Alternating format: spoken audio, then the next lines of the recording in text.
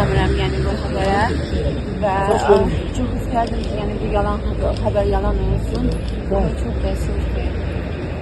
Allah rəhmət eləsin və ailəsini səbəbləsin. İnşallah. Ben bilmiyorum. Allah rahmet eylesin. Ailesine başlarına Öyle yok. Dilim gelişi olur. Ben çok gençti. Bilmirəm ne diyeyim. Başımız sağ olsun. Çok gördüm Fəxri Xiyabanda.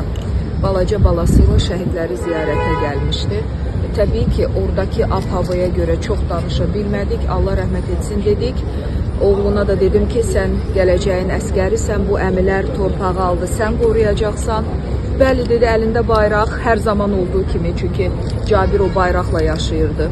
Dünən də mən bir paylaşım etdim, mən ona başqa sual verirəm, amma o mənə cavab verir ki, öncə bayraq, vətən, millət və bunun üçün də həyatı boyu çalışdı, yetərincə çalışdı, layiqincə təmsil etdilər və mən bizi güldürən adamın ürəyin günündə ürəyindən vəfat etməsi xəbərini bütün xalqımız, millətimiz olaraq çox ağrılı və acılı qarşıladım.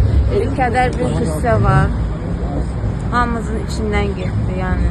Nə deyə bilərəm? İllərimizin dostu, gəncliyimizin dostu, vətəndaş olaraq fəxrimiz. Yəni çox, düzdür, ölüm haqqdır da hamımızı gözləyir, amma yəni belə anidən, yəni belə cavan, yəni heç kimin ağlına gəlməz. Nə deyə bilərəm? İllərin dostu, Rusiyadan Moskvada əsrin oyunu olanda biz getmişdik. Əsl dost, qayğıkeş, Allah ailəsini səbir etsin.